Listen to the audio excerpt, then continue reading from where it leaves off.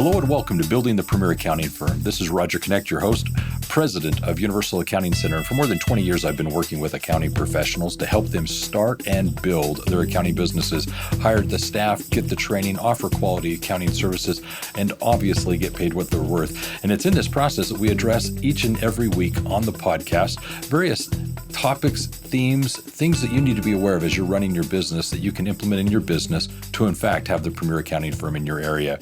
This week is going to be no exception. We're going to have an excellent discussion, and it's something that I think is very timely. The guest today happens to be someone that I've been looking forward to have on the show for a period of time now. This happens to be Christine Nicholson. She is a multi-award-winning UK business mentor and a top 50 woman in accounting in 2020.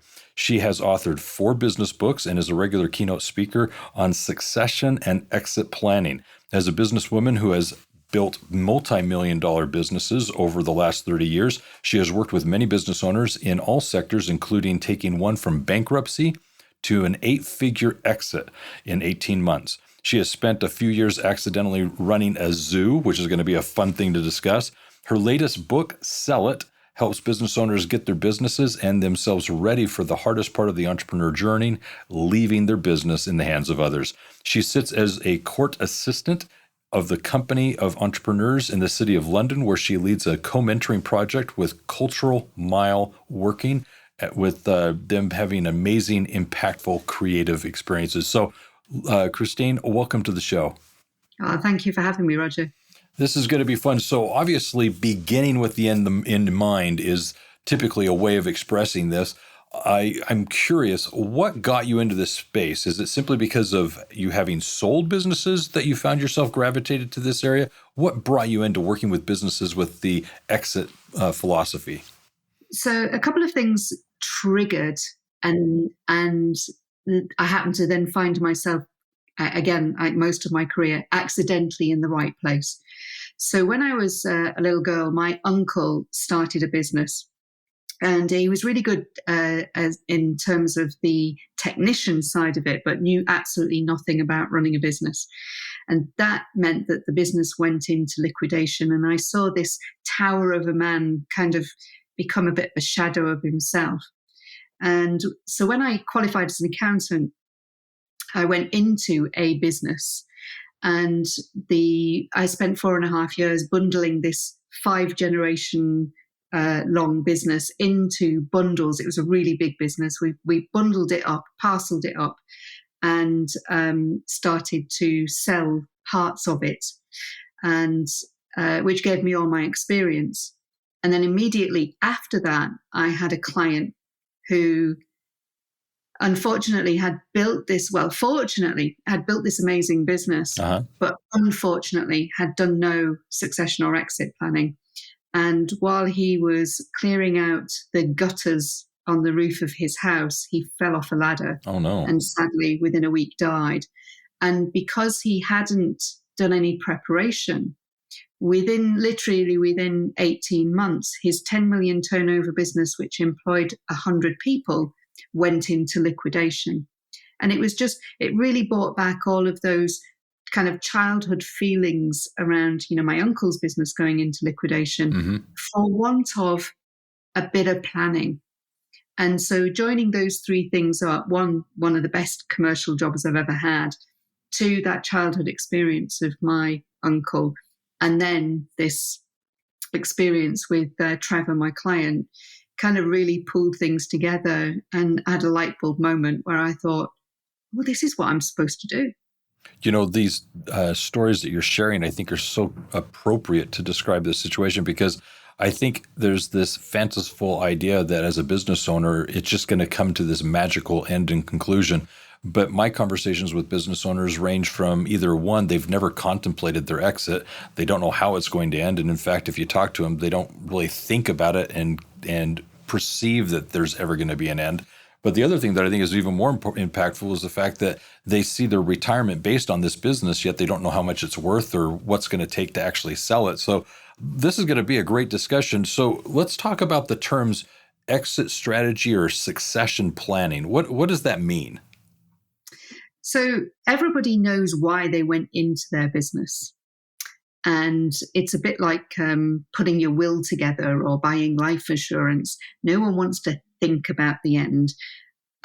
In their head, they have the concept of, well, of course, I'm going to build it up, sell it for millions. And they might even have, a yacht or a villa overseas with a pool and all of the servants, for want of a better word, that go with that, the services that go with that.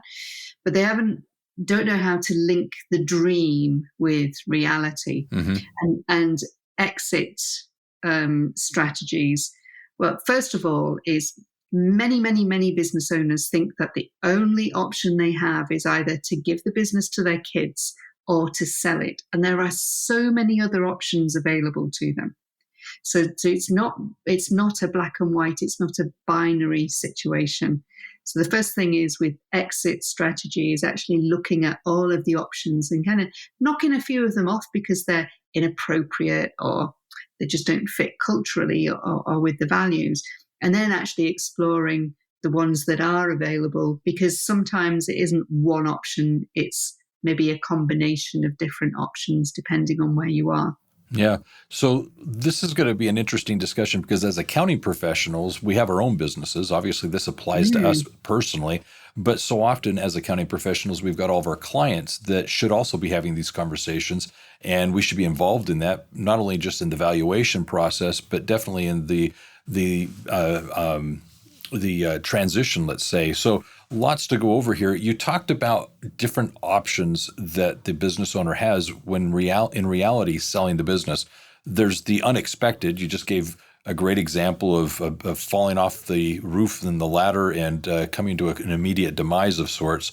That's unfortunate and untimely, but it's too often, I think, the reality of health issues happening within the household. It's different life-changing events that accelerate this exit in an unplanned way. But let's talk about the planned ways. What are some options? You've got the ESOP with the employees. You've got, as you were talking, generational businesses that go to family. What are those options? So actually, you mentioned ESOPs, and that got my brain swinging off in a completely different direction. Okay. That is one of the options that most people don't really think about. And when I talk about employee ownership, people go, what, give it to my employees? Or they start talking about, oh, well, sell it to my employees. But both of those are options. You can actually physically give your business to your employees. You can effectively sell it. And here in the UK, we have some amazing, very tax efficient ways of doing that. And I think there are some comparable things in both the States, in Australia, Canada, and New Zealand, in many of the English-speaking nations. You can slowly transition it, sell pieces of it. You can sell that to your management team in a management buyout. Mm-hmm. You can do it in such a way that the transition is actually part of their remuneration package. So technically, you're getting higher dividends whilst they're taking on aspects of the future share ownership. Here in the UK, we have share options. I believe that they're fairly common in the US as well. And again, they're very tax efficient for the business owners to do this. You can merge. Now, when I talk about merging, I think there's always this rosy view that it's like two people come together and it's a bit like dating and then getting married. You know that there's going to be some compromise, but actually you want to be together. Uh-huh. Now, that very rarely happens. There's always somebody who has more power in a merger. So I always say to people, there's a reason why they call it mergers and acquisitions. So forget the mergers and it's an acquisition.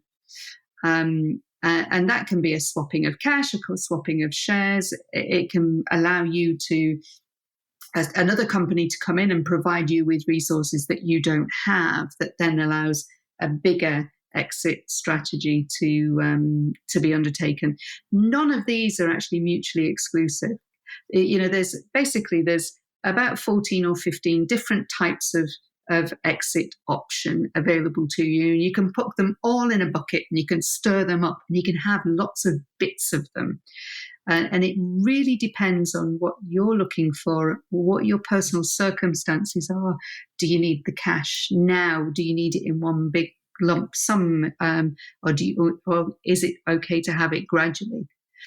One of the things that I always warn people is that the chances of you leaving your business due to what I call the 4 horsemen of the apocalypse, which are death, disease, disability, and divorce. These are 4 things that happen to you. You don't usually plan them. And with the slight exception of divorce, although there's lots of evidence that it's really only women that instigate divorce. It's very rarely men. But I mean, death, if you die, what happens to your business? Because if you haven't got any plans and you've been the one that's got the stranglehold on all the decisions, you'll be exactly like Trevor, which is the business is actually crippled without you. And again, nobody wants to think about dying.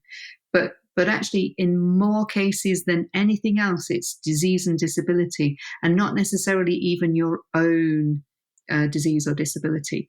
So I had a client who, sadly, his wife became terminally ill with cancer. Now, the great thing was that while she was quite poorly, she actually didn't die for 3.5 years. But that was 3.5 years he completely took his eyes off the business. Mm-hmm. Which significantly reduced the value of it. And again, incapacity. Only 5% of people are actually born disabled, which means that 95% of disabled people acquire that disability. And most people are really surprised by that statistic because they all think, oh, what happened to me? But if you got knocked over by a bus and didn't actually die, but you were stuck in the hospital and incapable of doing certain things for a while, one of the things that's most common, heart attacks and strokes. Yeah. All of these things that make you incapable of being quite so effective as a business owner, and things you don't want to think about. So one of the things that I'm taking from this is the fact that whether it's our business, our own companies, or those of the clients that we're working with, even though we can do planning and can have an exit idea of when and where, it's more often than not these 4 apocalyptic horsemen that that come on the scene, and whether it's ourselves or our clients, accelerate or necessitate that opportunity to sell the business. And more often than not, it's not when the business is fully perhaps ready. It's a surprise, let's say. So let's talk a little bit about then, as an accountant, what is our role in creating a business that is ready for exit? So just to give you an idea, one of the things that I do when working with the business clients that I do, whether they're the accounting professionals or owners of other companies, is I try to emphasize very distinctly that their goal is to create a business that is a self-sustaining, living, breathing entity that can operate independent of the business owner. And so that being the case, that right there really does identify whether or not that company is able to be sold, is ready to be sold. So what can we as business owners or working with business owners do as accounting professionals to actually help accelerate or better prepare businesses for that exit? Oh, this is such a good one, because the first thing is it's identifying those people who need your help the most. And that's really easy. Because if you've got clients that you only speak to the business owner and you've got virtually no interaction at all with any other employee in that business, then you've got an absolute prime target to talk about exit and succession planning.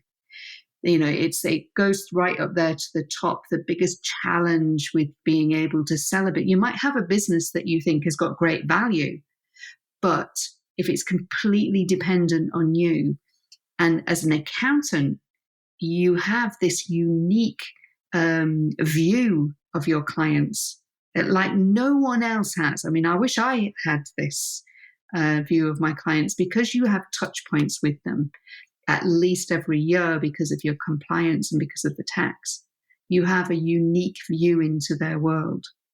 And equally, you'll probably be aware of some of the major kind of life events that will be hitting them.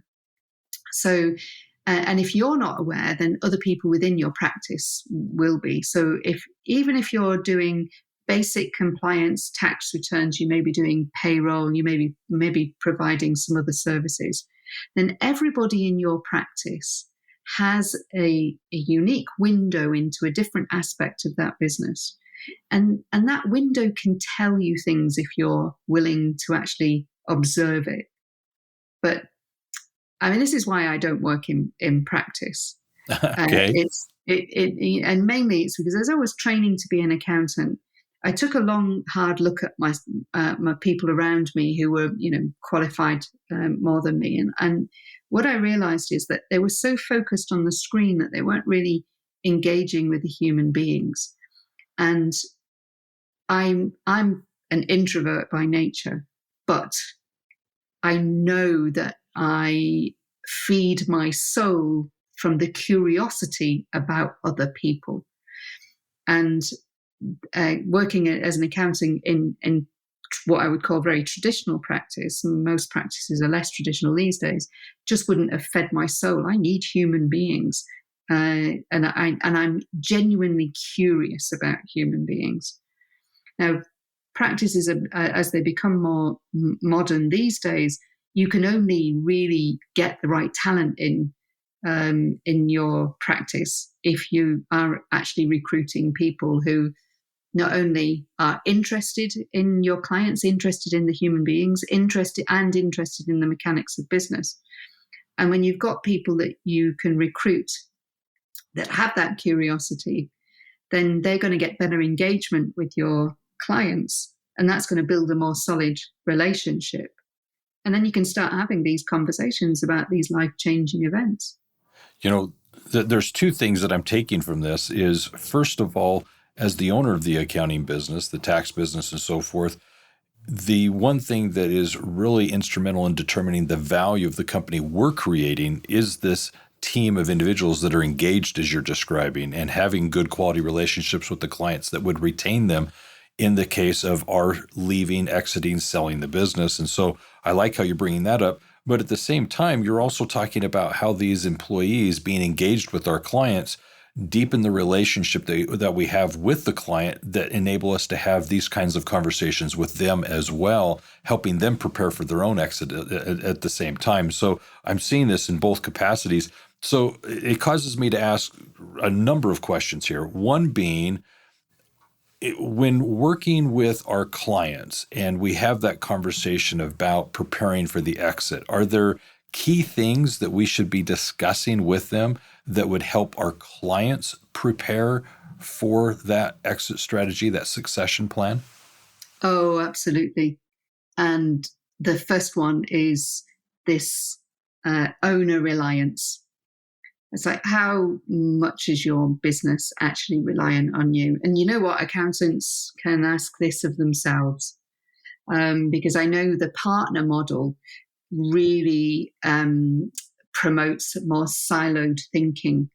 And it's the more reliant the business is on the business owners or owner, then the less value it has, the less transferable it is, the less resilient it is, the more stressful it is for the business owner.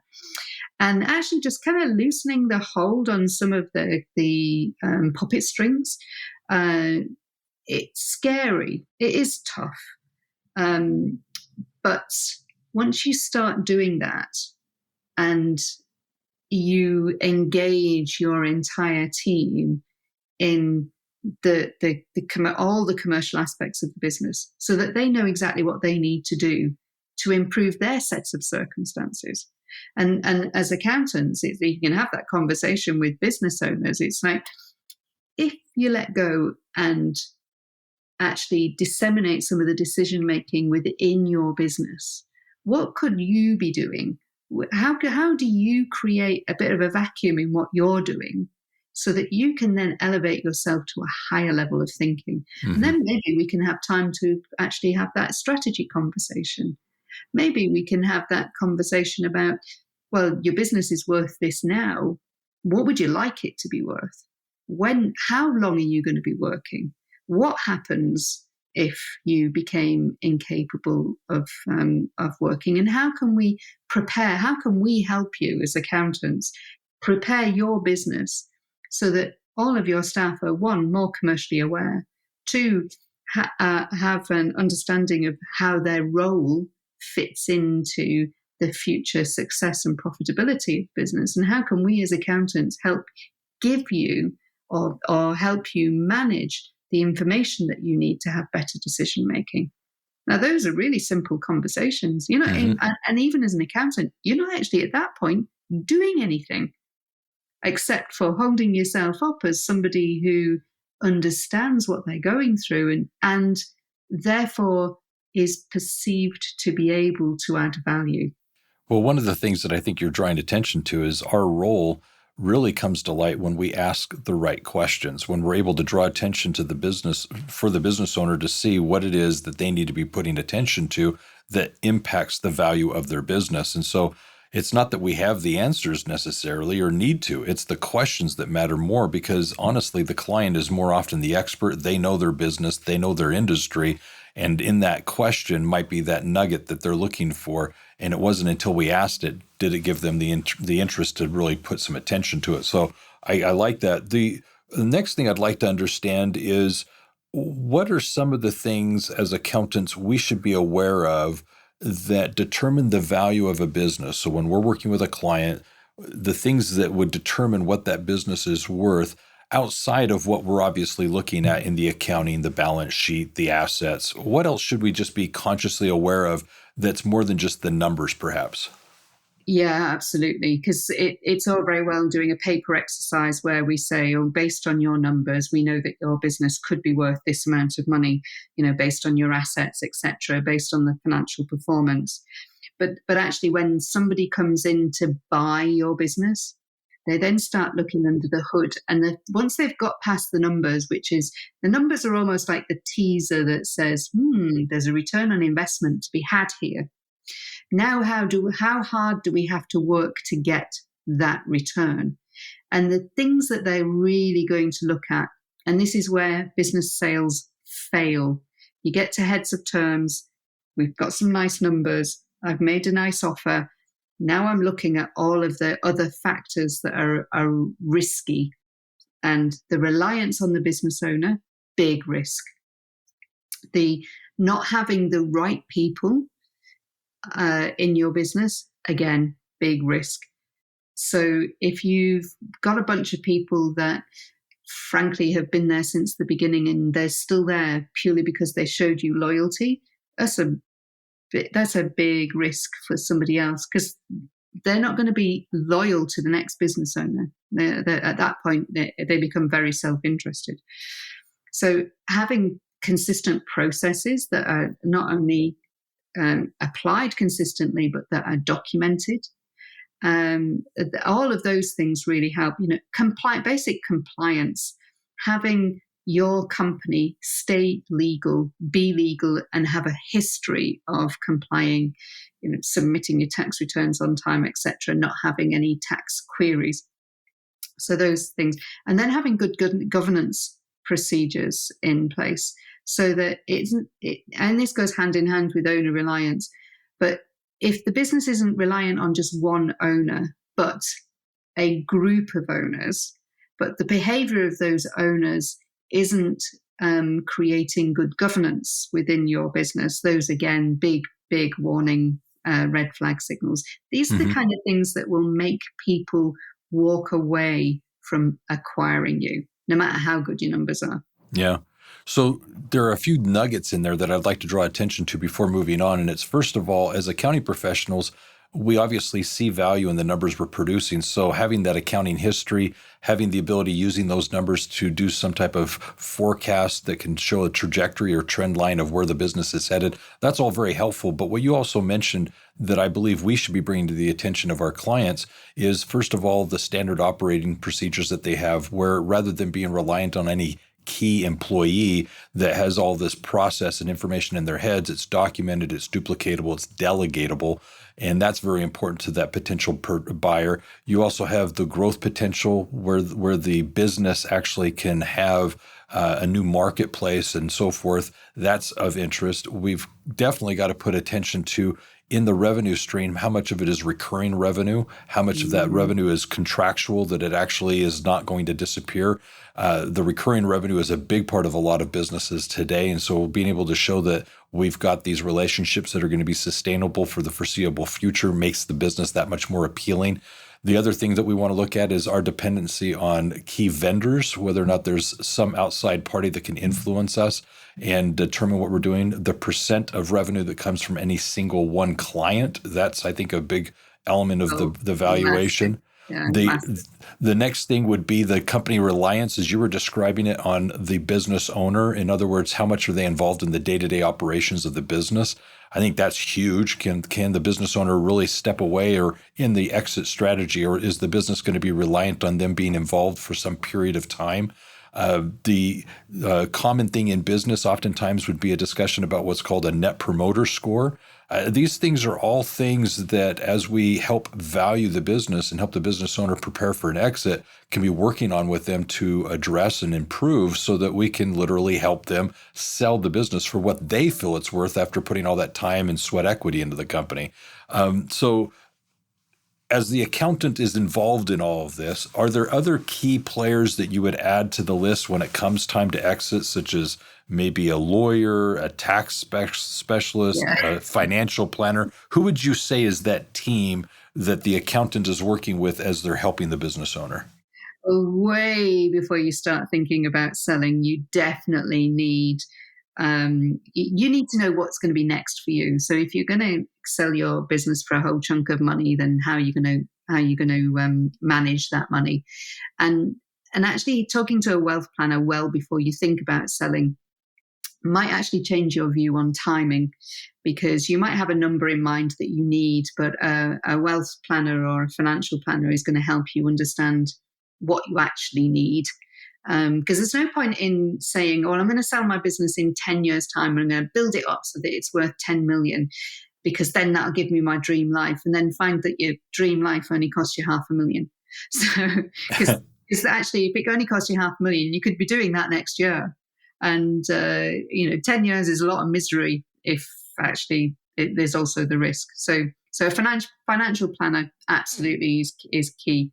Obviously, you're having a good relationship with your accountant so that you've got decent management information is also key. Tax planning, personal tax planning as well as your business tax planning, because again, I've not seen a business sale fall apart completely because of poor tax planning, but I've seen the price that it got sold for get chipped quite a bit because of the tax situation. So the accountant, actually getting a lawyer who specializes in M&A to do your transaction. Please don't use your high street solicitor. Don't use your mate that you went to university with does conveyancing, and certainly don't use your mate that you know and meet down the pub who is a barrister who gets people off speeding fines. Use a specialist for your M&A and meet them and get to know them before you even start thinking about selling. This is just about building a relationship so that when you're in the really stressful process of selling or transferring the ownership of the business, you've actually got a lawyer that understands you. And in the other type of lawyer that you're going to need before then is one who's going to help you get your standard commercial terms and commercial legal documents in place before you sell. So somebody who's going to be able to make sure you've got legally compliant employment contracts, for example, and terms and conditions. So here's a funny thing about terms and conditions. Your commercial terms and conditions that you operate with your suppliers and with your customers, but primarily with your customers. I've seen so many business owners who've swiped these off somebody else's website and then tinkered with them. Now, in my view, and all the ladies listening are really going to understand what I'm about to say. Okay. Taking someone else's terms and conditions is like wearing somebody else's underwear. It's never going to fit you as it should. And it's just unhygienic. Get your terms and conditions written for you and your business and your customers and the way that you operate. Don't steal them from someone else, because the minute you start tinkering with someone else's, you're going to miss something. It's just something I feel strongly that if you're going to invest in some legal services, please invest in that. No, I would agree with you. I've worked with law firms and legal experts numerous times over my career, and I don't think it's a problem to necessarily come with a template of saying, hey, this is an example of what I'm looking for, but by all means, let them draft it specifically to your needs and your situation. So I like your point there. The other thing I wanted to kind of go back to, you alluded to this, and I think this is a huge thing worth addressing, is the mindset of the business owner, whether it's ourselves or our clients, that when we're preparing to exit, the money can be very alluring. It can be very enticing to say, finally, somebody sees some worth in this and they're going to buy my business. I get to leave and it's going to be so less stressful. I'm going to live this lifestyle. And what I have found in my own experience is that the business owners, when they leave, after a number of months, they've golfed as much as they can golf. They've read as many books as they can read. They've watched the movies they want to. They've traveled to this place and that place. And after a period of time of 6, 12, 18 months, they start to go through a state of depression. And what I'm describing here is the fact that so much of our culture is defined by what we do. And for so many years, they had the pride of being able to say that they, or ourselves, us, we own our own business. And there's an identity with that. And so when we sell the business, no longer do we own a business. I'm retired, I sold it.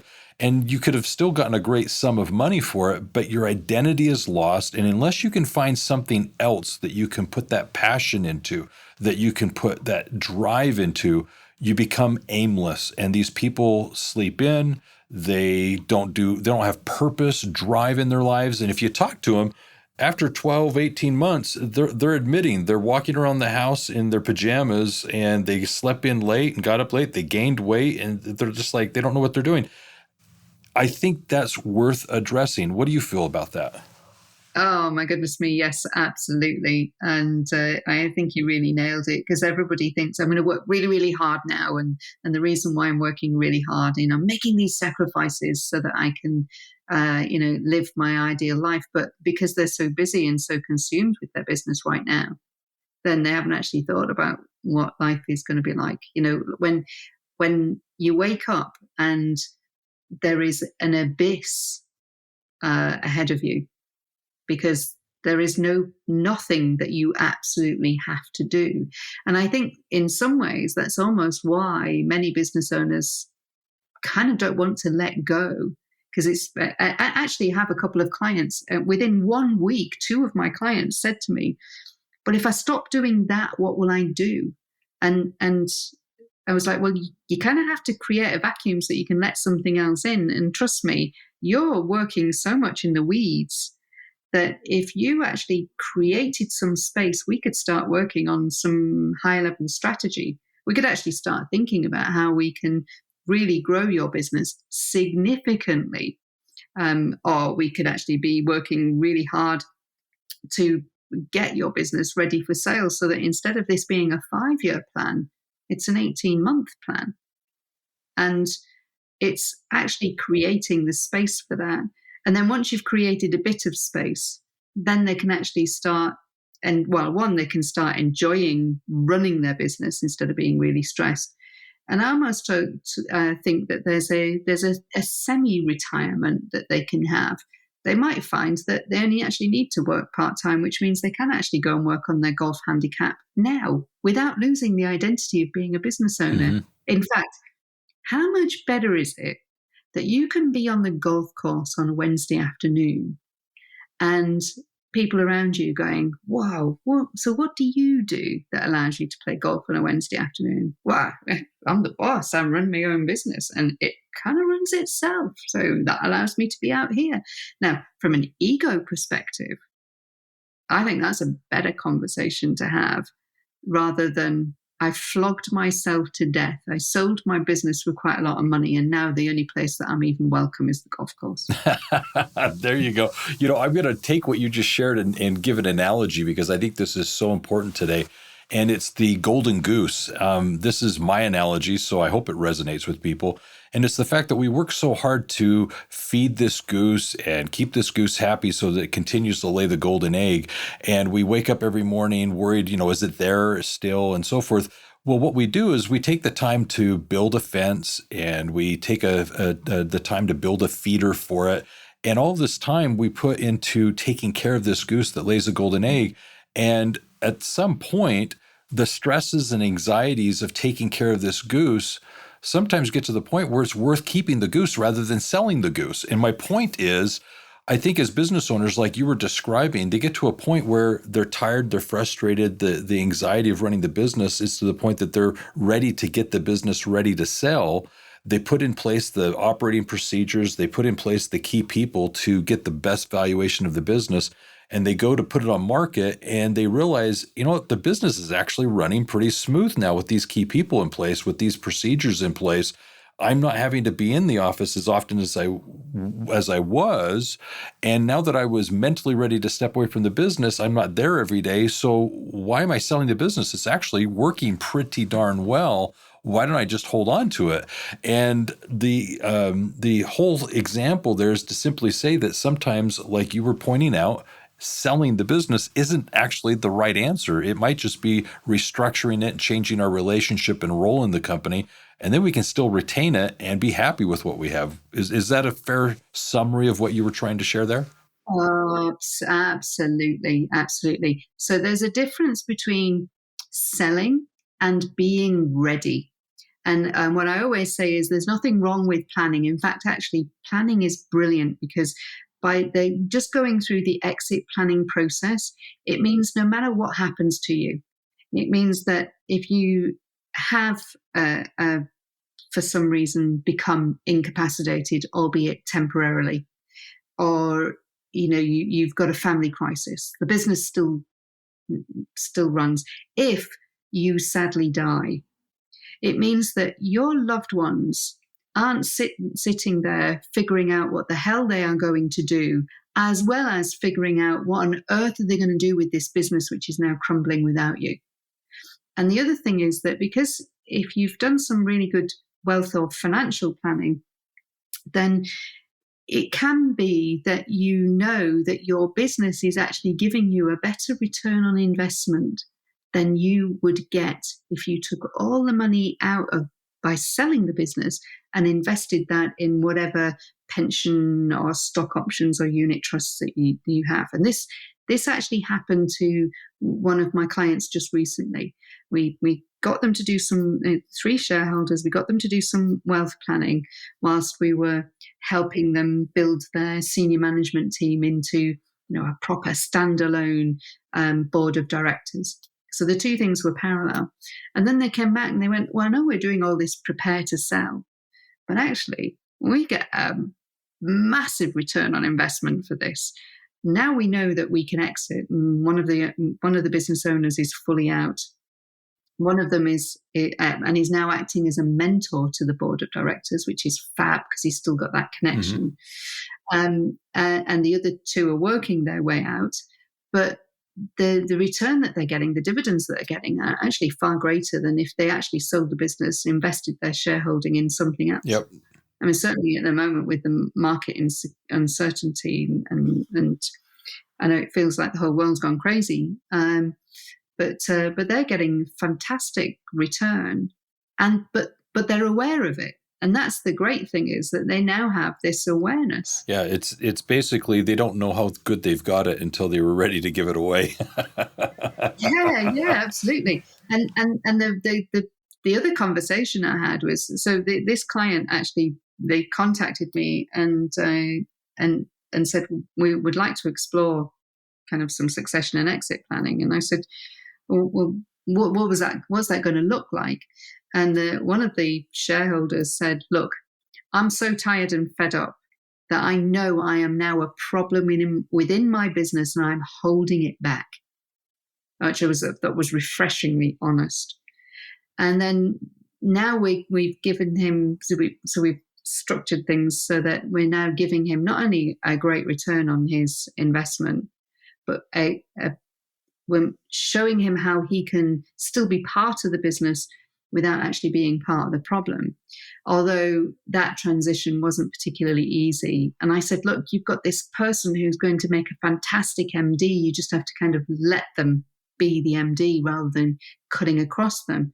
And he said, yeah, but the problem I've got with that is, what if they succeed? Mm-hmm. What does that say about me? What if they do this better? I went, no. There's no doing it better. You started this from scratch. That's a very different thing to taking something that's already established and growing it a bit more. They're two separate skills. The way I choose to look at it, and I use this analogy all the time with my clients, is it's very similar to the business being a child. There's stages that the business will go through, and it's very much a infant and a teenager and a young adult. And at the infant stage, we're all very much aware, especially those of us who have children, even if we're grandparents, is at that infant level, you have to be with the child all the time. A 18-month-old child can get into mischief so quickly and easily that you're with them 24/7. You really don't leave them alone. But by the time they become teenagers, they can dress themselves, they can feed themselves, they can get up in the morning and entertain themselves. They can have hobbies and interests and sports and do things that are extracurricular that honestly, they can go over to the friend's house and you don't have to be with them anymore. But then we get to a point that a young adult, goes away from home. It basically starts its own life. The young adult perhaps gets married. Well, they start to live their own life. Well, it's the same with business. When you first start the company, it's very dependent on us opening the door, closing the business at the end of the day. If we don't go into the business, nothing gets done. Well, there comes a point when you hire the right employees, hire the right management, you can literally have a business that can open the door in the morning and start operating and taking care of customers with you not in the office. There's businesses that allow you to then go on vacation because they're operating functionally without you. But then when you hire key management and get some key individuals, they can get more passionate about the business than you probably are now. And at that point, they can actually have greater vision of where the company ought to be going. And then your role becomes more of an investor, more of the enabler, simply because of the fact that now the business can operate in your absence. And that's just like having your son or daughter get married and take off and live an amazing life. And you get to enjoy the fruits of the grandkids that soon come their way. That's the business that you're trying to build. But you're right. That effort that it took at the beginning stage took a lot of energy and effort. And so it's not that business owner is failing when they give the keys and turn it over to another person to take it to the next level. And you raised a really valuable point there, because ultimately when we start businesses, and I'm talking as a business owner here myself now, we have 3 jobs and we have 3 roles. So the 3 jobs are getting and keeping customers, staying legal, and making getting and keeping customers or staying legal more efficient. Those are the 3 jobs. And actually, no matter who you are in the business, and no matter how old the business or young or old the business is, everybody has those 3 jobs. And if it doesn't tick one of those 3 boxes, stop doing it. Mm-hmm. So there's a straight off. Most people can stop doing at least 10% of everything they're doing because it serves no purpose whatsoever. But then there are the 3 roles. So those are the 3 jobs, the 3 roles. And the 3 roles are you're an employee, or you're a director, and or you're a shareholder. Now, when you start the business and it's just you're all 3. Mm-hmm. And they get so molded together that it's a bit like, I don't know if you have plasticine. So when you're a kid, you'll get plasticine, and it'll all be like this moldy clay like stuff, and it's all bright colors. And then after kids have been playing with it for about 15 minutes, it all becomes kind of like brown. it's just yucky. So, but being a business owner is, effectively you start out with three nice bright colors because there's three key roles that you bring in, and within 15 minutes it's all brown because it's all so melded together and there's no separating it. What are the key things that as a business owner you do? And this is where accountants in practice can really come into their own. So you don't need to be focusing succession and exit planning conversations on those people who've had their businesses for a while. You can have this conversation at startup stage. And it's to do with keeping those three roles front and center as completely separate. Because let's face it, and I'm going to choose Shell, the petrol company, purely because I filled my car up, and my local garage is a Shell car. So I filled my car up today from the Shell garage, and as it happens, I used to be a Shell shareholder, actively used to hold independent shares in Shell, not in as part of a unit trust. So which meant that I got invited to shareholder meetings. But at no point did I ever think, better go in there to sort that lot out. Can't allow them to make a decision. I was a shareholder. Yeah. I had a little certificate, and it allowed me to do two things. It allowed me to attend the annual meeting, and it allowed me to get financial records once a year. That's it. That was my only right as a shareholder. Shareholders function, give capital, get a return. But we forget that, and we start, and I'm sure the accountants who are owners of the firm also do this behavior. We all do it subconsciously. It's like, well, I'm the owner, therefore I'm the boss. And then because I'm the boss, therefore I can do something differently to what I expect from everybody else. And the minute you can actually think of having different hats or different outfits, or, if I put my shareholder hat on, and really I haven't got many rights other than I'm expected to chuck some money in from a capital perspective. And then I'm expected to set a strategic objective. And then I get to come to a meeting once a year, and I get to see the financial results. And I don't think many business owners think of that tiny amount of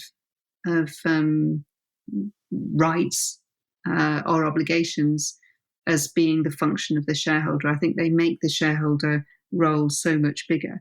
Mm-hmm. And then, of course, you've got the directors, which directors control the business. So I always got to talk about it as income, ownership, and control. And the ownership is the shareholding. And as directors, wow, that's the biggie, because that's, personal, several and liable liability. If things go wrong, the first port of legal call is going to be the directors.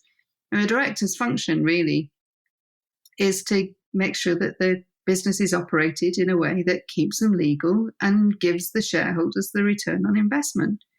And actually, if we separated the shareholder role from the director role, and then just said, like, when I'm in this room doing this thing, I've got my director hat on, then the behavior would be different if it was separated from the shareholder thing. And that one conversation about the different roles within a business owner's psyche, there's the job, there's the control, and then there's being a shareholder. It's a really easy one as an accountant to have. And it's a really easy one to make a difference. Well, what you're describing there with these different roles, or the many hats that we're each wearing as we run our businesses or work with our clients, as they're wearing the various hats that they wear. So that's a good analogy. Here's what I'm going to do. I'm going to kind of wrap up a little bit of, not a little bit, all of what we've been discussing here, and kind of summarize what we've done, and then come back to you for a closing thought. But what I'd like to point out here, with Christine, is that to our listeners, she's providing an excellent offer here that I'd like to encourage everyone to take advantage of. You can go to the episode description and find there an offer where she's providing an exit-ready quiz that is something that we can take advantage of and use for our business, as well as understand and utilize with our clients. And I would encourage us to actually take advantage of this offer so as to actually assess where we are in our own processes as well as those of our clients as to how ready for exit are we, and what are those things that we can be working on to literally better prepare ourselves for that transition that inevitably is going to come. None of us are living forever, and it's better to be prepared for and basically ready for that transition whenever it may come about,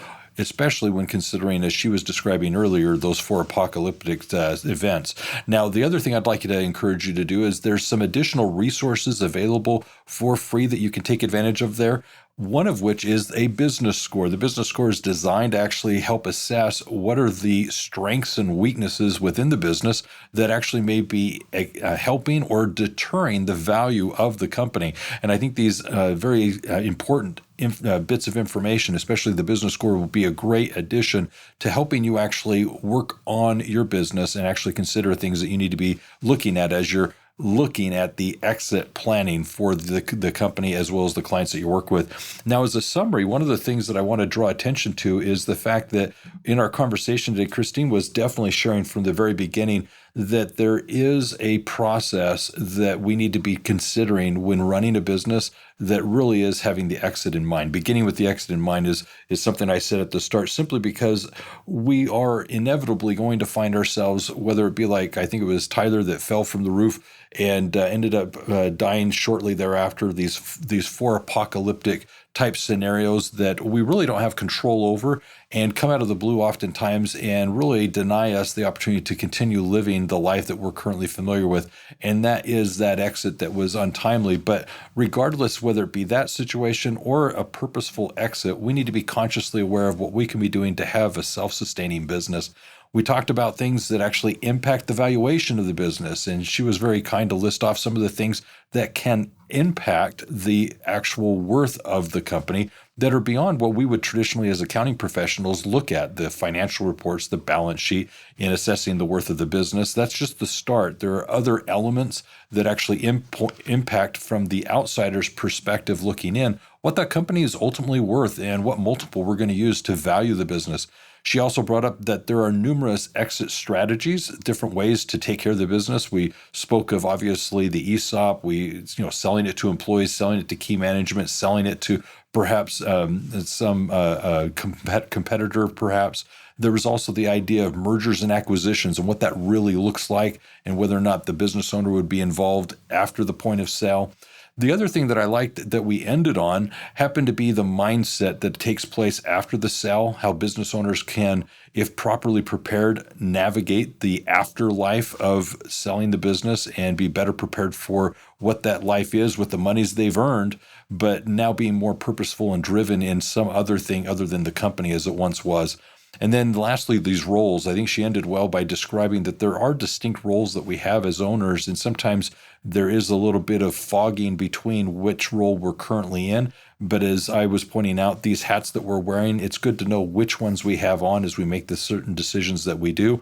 And at some point, get ready to delegate those and be willing to pass those off to the right recipients to let them ultimately run the business. So great discussion today. I think exit planning is a very timely discussion for all of us as we work on our own businesses, as well as help our clients as they're working on theirs. So Christine, any final thoughts?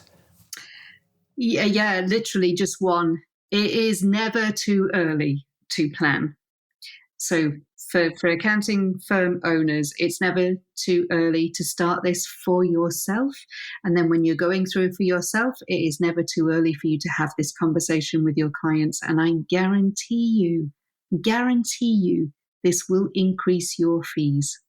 Perfect. Well, with that being said, I encourage all of you, if you haven't already, to subscribe to the podcast.